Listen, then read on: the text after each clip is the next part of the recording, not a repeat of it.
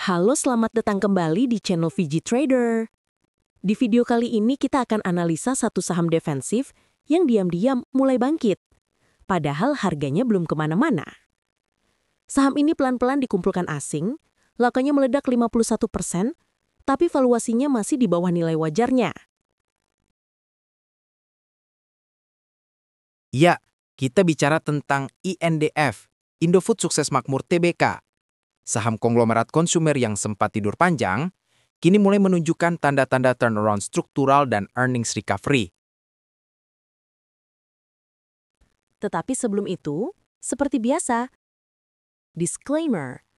Sebelum masuk ke pembahasan, saya tekankan dulu bahwa semua data, analisa dan opini di video ini bukan merupakan ajakan untuk membeli atau menjual saham tertentu. Konten ini hanya untuk tujuan edukasi dan berbagi wawasan. Semua keputusan trading maupun investasi tetap ada di tangan kalian masing-masing.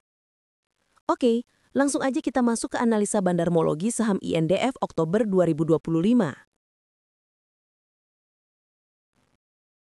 Pertama, kita mulai dari data kepemilikan efek lokal dan asing yang bersumber dari ksii.co.id. Kalau kita lihat data dari KSEI, asing masih memegang kendali besar sekitar 72,5% dari total saham beredar. Dan menariknya, porsi asing ini malah naik pelan dari Juli ke September 2025. Artinya, ada akumulasi halus di bawah radar. Sementara porsi retail juga naik tipis dari 4,6% ke 5%. Ini pertanda klasik. Retail mulai masuk, tapi belum masif. Institusi domestik justru sedikit mengendur, mungkin melakukan rotasi sektor. Kesimpulannya, belum ada distribusi besar dan struktur kepemilikan masih sangat stabil. Kalau kita bedah data broker summary 1 hingga 10 Oktober 2025, Di sisi domestik, gambar sebelah kiri terlihat small distribution, tapi bukan panic sell. Ada pergerakan seperti YO, LG, dan BB melakukan distribusi ringan. Sementara di sisi asing, gambar sebelah kanan, broker seperti ZP dan GW justru aktif beli di kisaran 7.000 hingga 7.200 rupiah. Dengan net buy asing 112 miliar rupiah, ini menandakan posisi support sedang dibentuk. Jadi meskipun di permukaan terlihat lesu, di bawahnya ada yang mulai mengoleksi pelan-pelan. fundamental dan kinerja keuangan. Nah, ini bagian paling menarik. Secara fundamental, Indofood mulai bangkit dari masa stagnannya.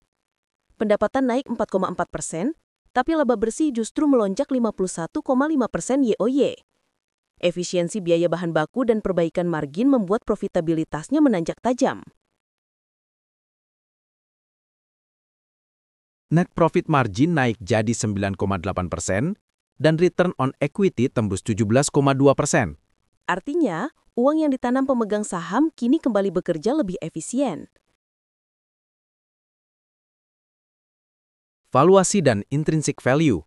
Nah, di harga Rp7.200, INDF masih tergolong deep undervalue. PER-nya cuma 6,7 kali dan PBV-nya di bawah 1 kali. Padahal, nilai wajarnya berdasarkan EPS growth dan ROE method berada di kisaran Rp13.000 hingga Rp17.000 per saham. Dengan margin of safety lebih dari 100%, INDF adalah salah satu saham konsumer besar yang masih diperdagangkan di harga murah. Neraca dan likuiditas. Dari sisi neraca, DER tetap stabil di 142%, cash ratio naik jadi 108%, menunjukkan arus kas operasi mulai longgar. Dengan kata lain, restrukturisasi utang sudah lewat. Sekarang fase berikutnya, ekspansi kembali.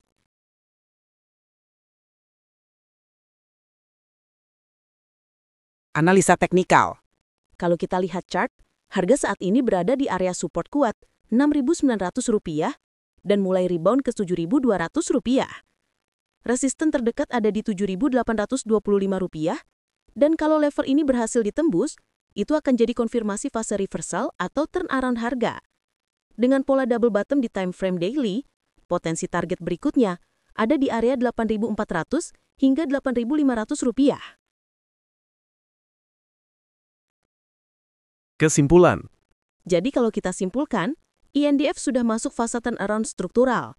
Neraca sehat, profit melonjak dan valuasi masih murah. Asing mulai beli, fundamental membaik dan harga masih di bawah nilai intrinsik. Satu-satunya yang belum hanyalah momentum breakout di atas Rp7.825.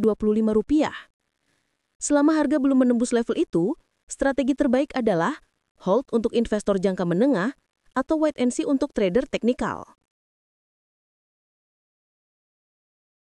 Jadi, apakah INDF akan menjadi salah satu saham turnaround besar 2025?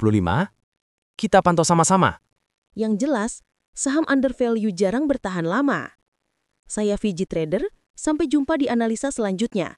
Jangan lupa like, share, dan subscribe, biar nggak ketinggalan update mingguan dan bulanan berikutnya.